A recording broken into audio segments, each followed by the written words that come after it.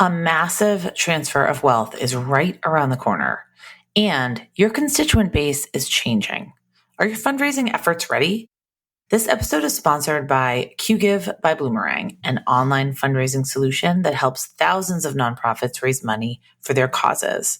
Through online giving and event registration forms, text fundraising, peer-to-peer campaigns, and auction events, QGive's tools help fundraisers like you raise more. QGive surveyed donors of all ages to create the brand new Generational Giving Report, a comprehensive guide to help you best connect with constituents of all generations.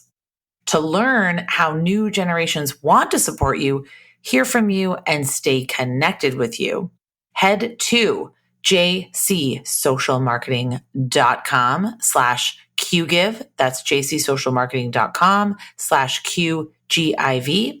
to be notified when the report is released and to receive your free copy. On to the show. Hello, and welcome to Nonprofit Nation. I'm your host, Julia Campbell, and I'm going to sit down with nonprofit industry experts, fundraisers, marketers, and everyone in between to get real and discuss what it takes to build that movement that you've been dreaming of.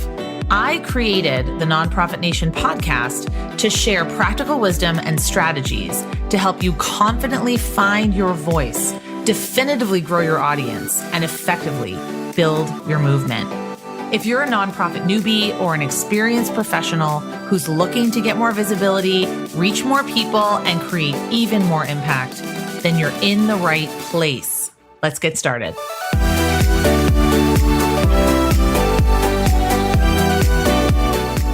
Hi, everyone. This is Julia Campbell, your host for Nonprofit Nation. The question we're asking today. Now, I know that my audience is comprised of nonprofit leaders, development directors, marketing directors, consultants, people that want to create impact that might feel stuck. And today we're talking about how you might feel stuck despite completing a strategic plan, a marketing plan, hiring consultants, going through all of the different motions, jumping through all the different hoops. And it can be really frustrating when you've done all of this and you've created all these different plans, but you still feel like you're drowning. So today we're going to talk about how to make this amazing strategic plan that you created actionable and how to get genuine lasting engagement to power up your mission and increase your impact. And my guest today is Beth Saunders, a strategic consultant who helps nonprofits connect people and programs to mission and goals by harnessing their expertise and tapping their data. And we dive into her signature MapMoveMeasure framework, which is a guide for elevating stewardship and developing longer-term relationships with your supporters. That's your donors, volunteers, advocates, and board members. And this is a specific framework for centering donor communication around goals, creating personalized journeys that move them to support your mission in more and bigger ways. It's really how you make your strategic plan actionable. And I'm just so excited because I love talking action and tactics. So Beth, welcome to the podcast. Thank you, Julia. It's really a thrill to be here. I'm excited to have this conversation. Yes. And Beth, I just want to say I really appreciate you're always highlighting and amplifying and commenting on my LinkedIn content and sharing about my podcast. And I just really appreciate it. So thank you. And I'm just so thrilled to have this conversation today. So my first question is, how did you get into nonprofit work? What is your journey to where you are today? Well, believe it or not, I got into nonprofit work through what I call my Salisbury Hill moment. So if you're familiar with that, for those of you who aren't, Peter Gabriel actually left the band Genesis after his Salisbury Hill moment. We're dating ourselves, but it's okay. I know exactly what you're talking about. I'm probably going to do that a lot in this conversation. It's okay. I love Genesis, love Peter Gabriel. So I had a Salisbury Hill moment. And I also tend to say, I feel like I've lived my life backwards. I do things later in life than other people do them. And so I got into nonprofit. I was actually turning 30 when I realized that banking just really wasn't doing it for me. I started my career. I studied business and did an MBA. Sort of checked all the boxes of being a good student and was just wanting what I did every day to make a difference. What I was doing wasn't really meaningful to me. So I took this adventure vacation to get away from it all. And I was in Peru hiking the Inca Trail, literally had this moment where I could see nobody around me and a bird flew by. It didn't talk to me, but a bird did fly by. But I looked around and I thought, we're so small and the short amount of time we have here should be more meaningful. I'm not going to forget the way I feel right now. So I got back to my banking desk and started job hunting. And what ended up happening is I found a job. It was actually an AmeriCorps Vista role with a micro organization. And I felt like business person, banker could actually find space doing something meaningful. And that was how I really made the shift out of the corporate world into the nonprofit space. So after serving as an AmeriCorps Vista with many folk much younger than myself, I stayed with that nonprofit for several years and I was in lending operations. So I was still doing business related work, but I was helping people who had little or no access to credit. But then actually my husband and I took another pause in life and we left our jobs and we spent a year in South America. We went back there, but this time we went and we volunteered. I don't know if you're familiar with, there's a website, idealist.org. Yes. A lot of nonprofits post jobs there. Well, again, as business people, we thought, what can we do, right? We can't do like doctors without borders. We don't have a skill that is health related, but we found an NGO and we ended up running Children Education Center in Peru for about 6 months. And we worked with Peruvian volunteers and we really got involved in the community. So that just kept fueling my desire to stay in the nonprofit space. So when we got back, that was actually a whole year of being away. When we did get back, I stayed in the nonprofit space. And what happened was I shifted from working in a nonprofit to being a contract employee. This is how I ended up doing the work I'm doing today. I ended up helping a nonprofit open up a new location and was the project lead on a CRM project. After that, what I learned about myself was that I was really good at helping solve business problems with technology and connecting the dots between different departments, different roles. And that launched Beth Saunders Consulting, which is now Beth Saunders Associates. Because making a difference in the world is something that so many organizations are doing. And there's so many causes I'm passionate about that consulting to them or partnering with them allows me to make a difference through the work they're already doing. It's interesting. I have kind of a similar story. I did the Peace Corps.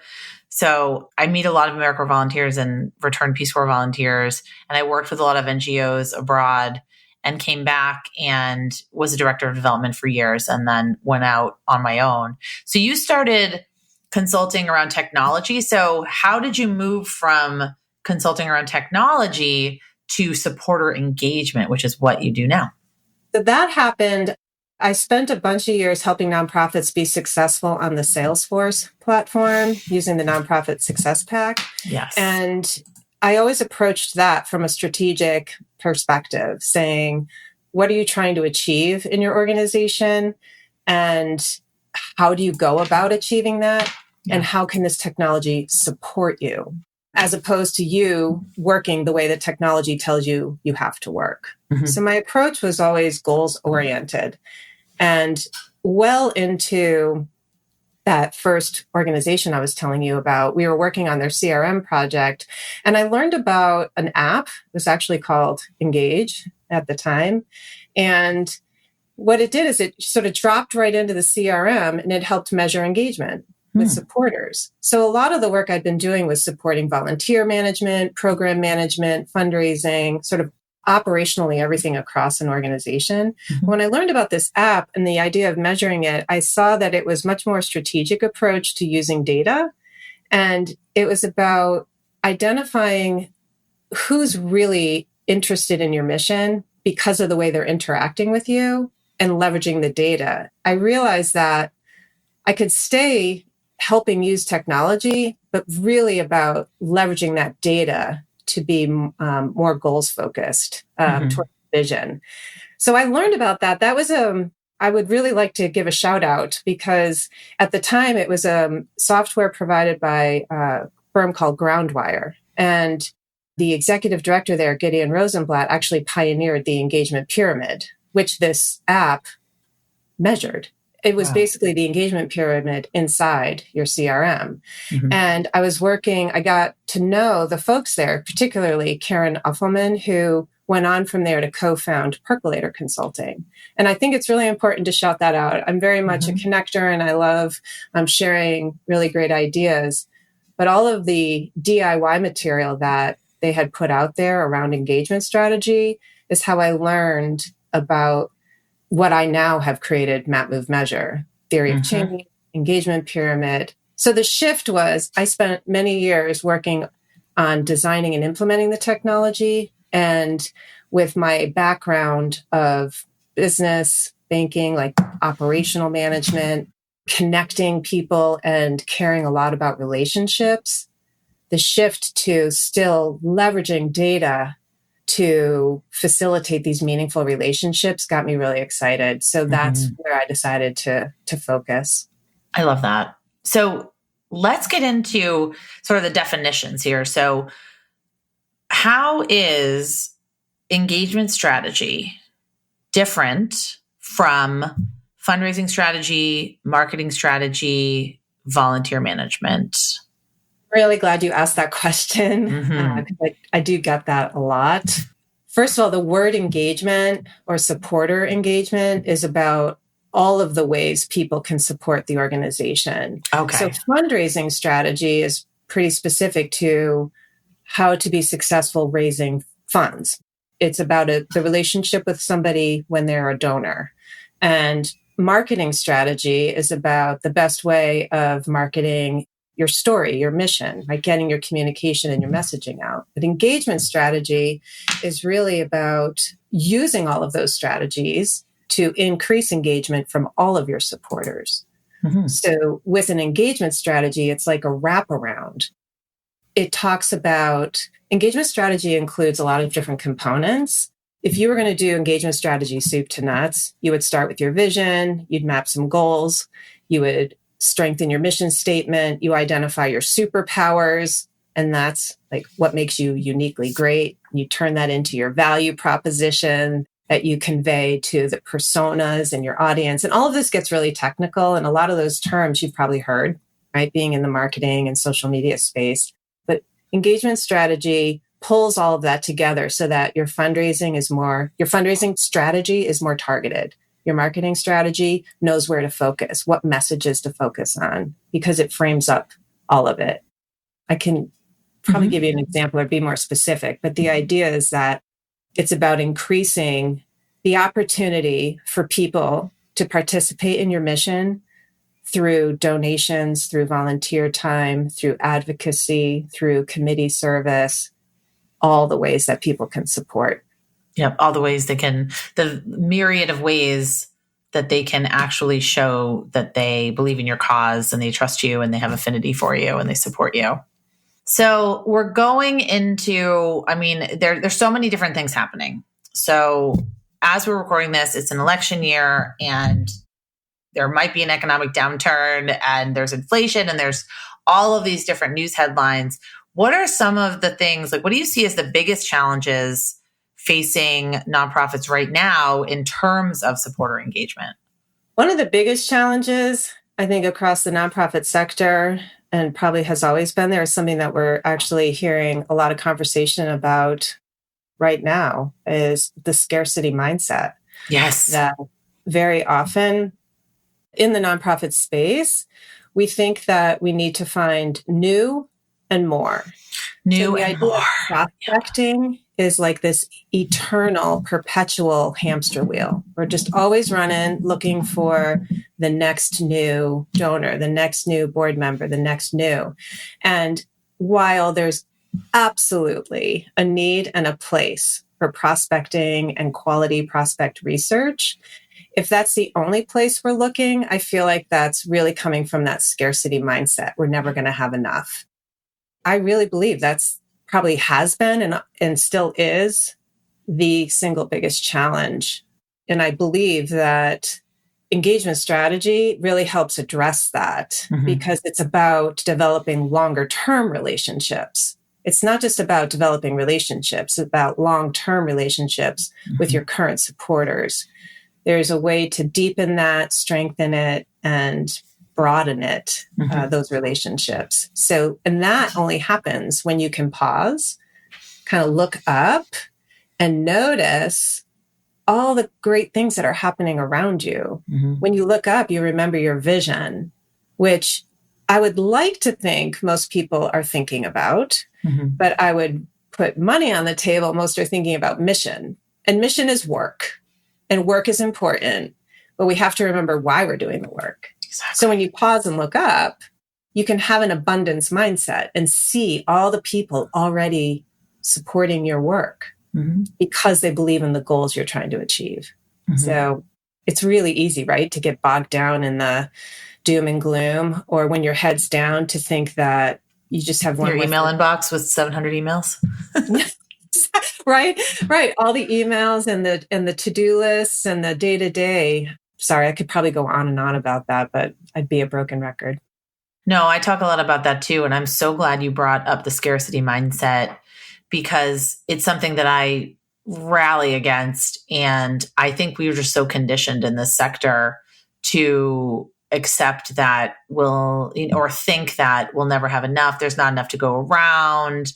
We have to be fighting for scraps. We can't make any money. We can't get good benefits. I mean, we could talk for days about the scarcity mindset, but I do agree it's a hindrance. So if we're going to get out of this scarcity mindset, right, you have a unique framework that you've created, and I love a good alliteration. It's called, and I love a good framework too. It's called Map, Move, Measure. So tell us about how this was created and how it helps nonprofits to go like beyond just like having their strategic plan that sits on a shelf. Like how does it actually make things actionable for them? Sure. So Map, Move, Measure really came out of the fact that the engagement strategy we talked about earlier is big and it can feel heavy. The word strategy alone can feel heavy. It can be really intimidating. And so I was thinking about this and thinking about it, and Map, Move, Measure is a framework. And so what it is it's a framework, which if you really break that word down, I think of a framework as guardrails, and guardrails are meant to keep you safe and keep you on the road heading in the direction you intended, right? It doesn't mean you can't take turns or enjoy the view, right? Or have different experiences along the way. Everyone in the car could have a different experience, but those guardrails keep you going in the right direction. And that's what Map, Move, Measure does. And so as a framework, you asked me how I came up with it. So what I did is I thought about the components of engagement strategy, and the really important bookends of it are theory of change and the engagement pyramid.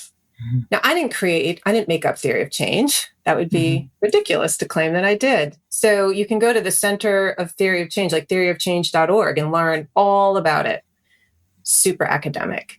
So while I'm a great student, I really don't love being in school. I like applying my knowledge. So what I did was also pull the best of theory of change. And in my opinion, the best is the outcomes pathway. So the map, a vision map.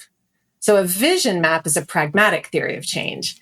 You start with your vision statement. And again, I believe most, if not all, nonprofits have vision statements.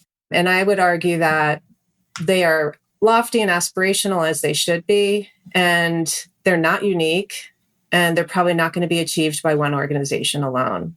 So like a world without homelessness or a world without hunger, something like that is the vision? Exactly, right? A vision is a state of being that doesn't exist today. Right? Okay. It's the outcome of your work. It's the result. It's the change you want to create in the world. So a world without poverty doesn't exist, but it's our vision that it is. So what the vision map does, though, is it says, oh my gosh, that's so big and heavy, right? Our vision is huge. We slap an accountability ceiling right across there.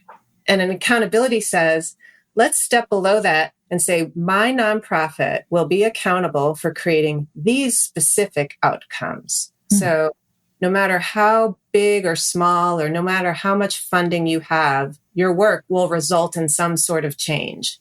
So we articulate the change that leads to your vision. So to me, the vision map is the idea of these outcomes work toward your vision. Okay. And they are outcomes we can be accountable for. So that's the map. The move is, how are we inviting people to participate in achieving these goals with us? Because we know there's people who want to do that. Inviting people. Let's talk about that word. Not forcing them, not coercing them, not convincing them, not getting them, inviting them. Not even asking, right? It's offering and inviting. I like to think that way.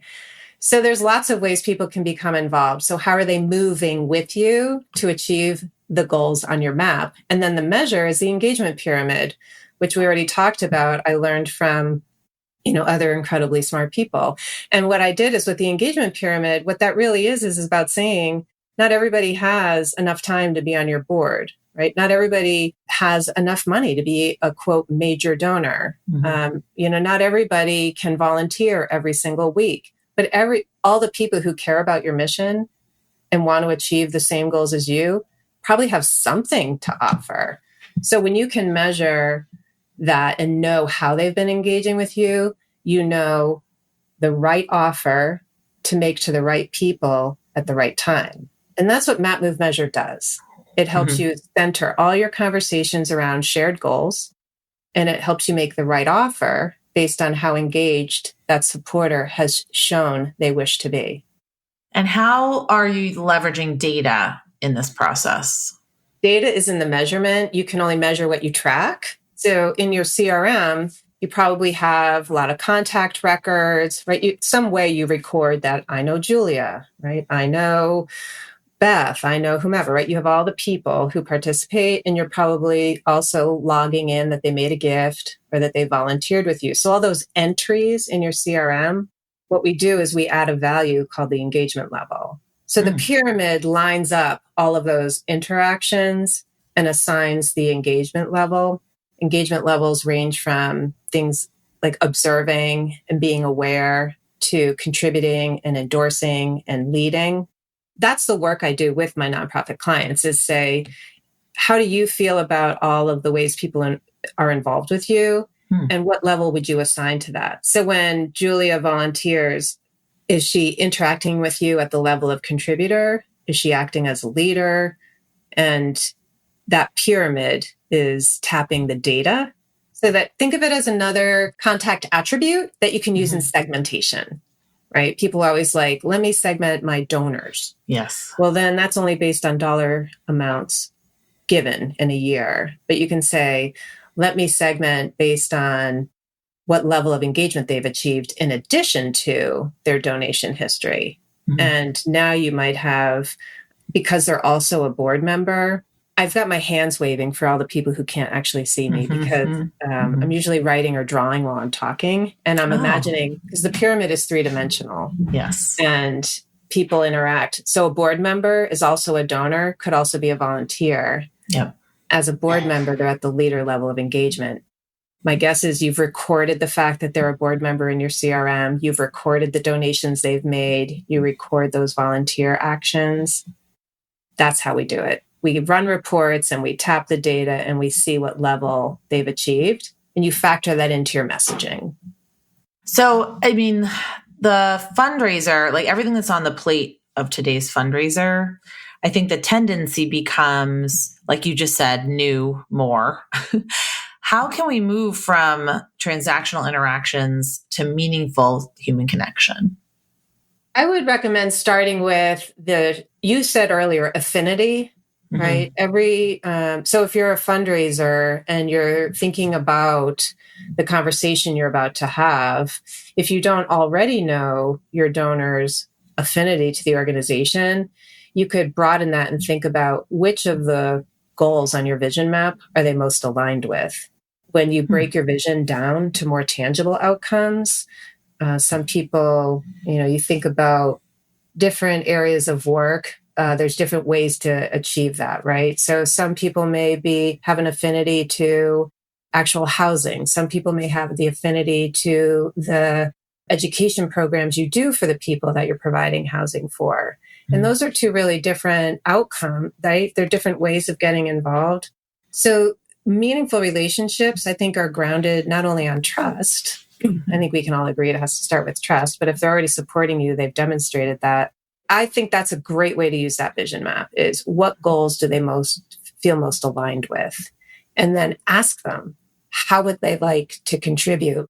You might learn about the fact that they have a skill or they have a colleague or someone in their network who can contribute in ways you didn't even notice or know about before. And then what you've done is invite them to participate in ways they want to without you just asking for something specific before you've explored that. How do we sort of make this a system? So we want every donor to have like an individual donor journey, but obviously that's not scalable, or have like an individual donor experience. So how do we sort of create these donor experiences and journeys with all of our donors or our donor segments without it becoming maybe too cumbersome? When you've designed an engagement pyramid, I use that as an example of journeying through it.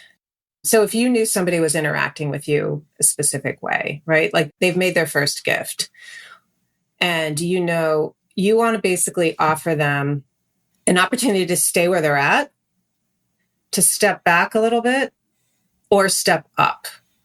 So the way I think is you do things in threes. We hear that a lot, right? Don't ever ask more than 3 things. Don't send an email with more than 3 bullet points. It's sort of like the wisdom of 3. And so stepping back would be when you thank them for their gift.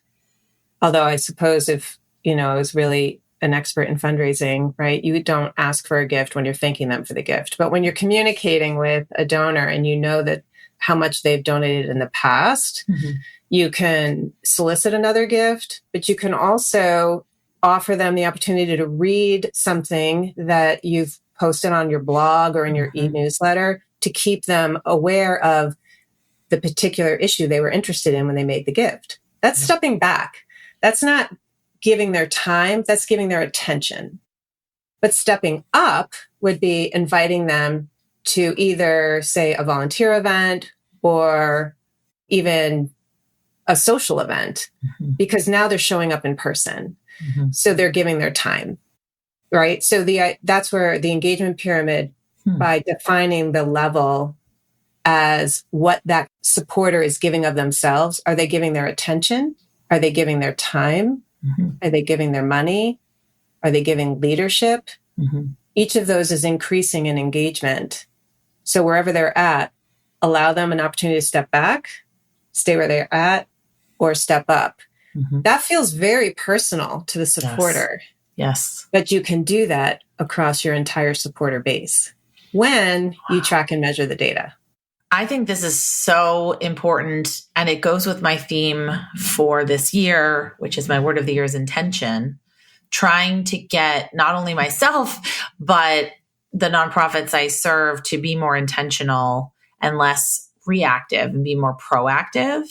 And this is absolutely like that. Rather than just say, oh my gosh, what are we going to send out to our entire email newsletter this week and create something and write it off the cuff in 5 minutes and then send it out. You're actually being incredibly intentional and having these meaningful interactions and communication with your supporters with the purpose to meet them where they're at, but also encourage them to take the next step. Absolutely. And taking that a step further or bringing it back to the framework, that idea of that segmenting the communications and not sort of, spraying and praying, right? But the segmentation, the engagement level lets you do that in a different way. So a lot of times I'm told that what this work does or this framework does is help people think about what they're already doing, but think about it in a new way, in a different way than they've ever thought about it before. So even segmenting your list, I was working with an organization that was in like environmental conservation. And there was a lot of interest in the community around single-use plastic. So they were going to do this campaign to educate and try and reduce single-use plastic. Now, think about if you're on the board of directors of that organization. Do you need to be told why that's important and that you should just, stop using plastic? Probably not, right? No. You're a board member and you already know. So the message to a board member about single-use plastic might be more about how they can share the information with the organizations they work for. But the people on the e-newsletter list who haven't made a donation or volunteered yet might need to be educated. Right. So the message is different based on how engaged the supporter is. So that engagement level can really inform communications and segmenting in ways, right, that we haven't even thought about before. Just looking at it spurs new ideas. How can we get our board members involved in supporter engagement? Well, one would hope they are, because they're on the board. One would hope. One would hope. But the way to help them get even more involved is I believe that the board and the leadership team is where the vision map work belongs, because it's very much, going back to a strategic plan, it's very much about the organization's direction. Like, where are we heading? What are the big goals? And I think that a vision map actually will help board members have conversations with supporters more comfortably, if that's a word, right? More easily, because when you break that vision down and you have more tangible, shorter term outcomes, even board members can say they align most with certain outcomes on that map. And they can say, yeah, I really want to focus my conversations in this area. This is where I'm really comfortable. And I happen to know my friends are, or I'm my network. So they can lock in on a specific 1, 2, or 3 of the outcomes on that map, which makes it more personal. So when board members feel more aligned with those outcomes, it's just easier to talk about something that you really, really believe in. So even though we all believe in the vision and we all believe in the mission, it can be too big. And then I think it's the nonprofit leader's job to look at their supporter base and create lists of supporters by engagement level that align with that board member's goals alignment as well, so that they're reaching out to people we already know care the most about the same things. So I do think it's always a partnership between staff and board to be most successful.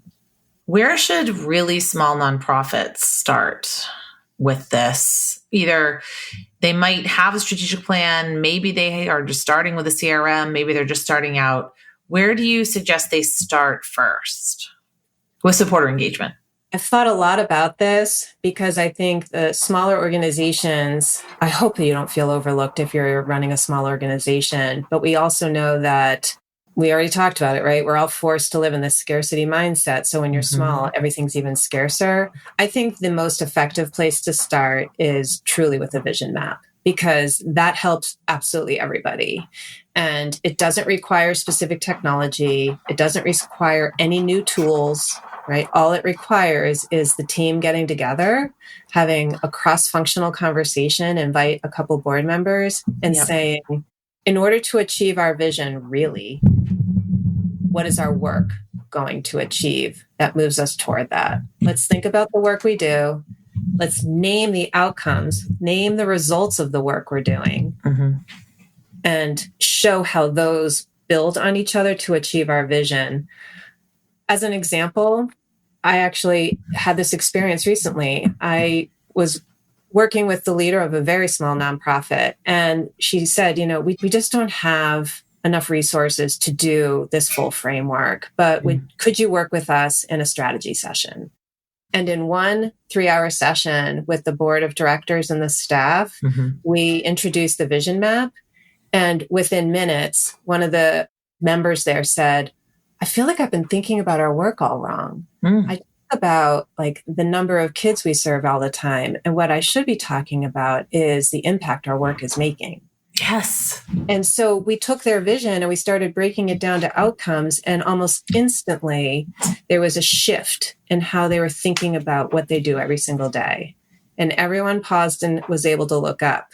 So I really believe vision mapping can have an impact on an organization that even I don't always expect. I watch it happen, and it's just such a beautiful thing. Mm-hmm. It's a lot of what we do on the school board, and I'm a school board member. And we constantly philosophically disagree on the role of a school board member. But I believe it's what you said. It's the strategic vision, the plan, the seeing the forest for the trees, the big picture. It's not necessarily, I'm talking as a board member, not a staff member, getting into the weeds and dictating, what type of paper you put in the printer, right? That's just not my role. So I think that board members, I agree. I also agree that a lot of board members probably don't really know the why, or they understand it, but they've never really articulated it or had it articulated to them. And they're so focused on numbers because maybe they're business people. So they're very focused on the spreadsheets and the financials and the numbers and the outputs, where what you're talking about is really about outcomes and impact and legacy. I really think that is so valuable. I got the chills listening to you say that. So real quick little anecdote. It's a little woo-woo, but I love starting a session like what I described by having the vision statement written, whether it's flip chart or whiteboard or whatever. And then I ask everyone to close their eyes. And I've asked somebody in advance, and I invite them to read the vision out loud. So everyone has their eyes closed and they're hearing the vision statement read, and we pause and we read it again. And it's so powerful. Mm-hmm. Focusing on vision first and then thinking about how the mission gets you there is it's a perspective I feel nonprofit leaders probably don't feel they have the luxury to do. They don't have time to look up and think about these things. And that's that shifting away from scarcity to abundance. But again, when you hear your vision statement read to you, you internalize it in a way that's different than when you just read it yourself. So where can people find you and learn more about you and work with you? I'm sure there are going to be lots of interest after this podcast. My website, first of all, and everything is my name. So BethSaundersAssociates.com is my website. And I love connection and meaningful connection. So LinkedIn is where I hang out, and you can find me there really easily. It's Beth Saunders as well. Yes. And I downloaded the free guide that you have on your website. So if you go to, I believe it's BethSaundersAssociates.com, you can download a free guide, sign up for the newsletter, and get a lot of great free resources there. So I encourage everyone to do that. Thanks so much, Beth, for being on the podcast, sharing your wisdom. I appreciate being here. Thank you. Have a great day, Julia.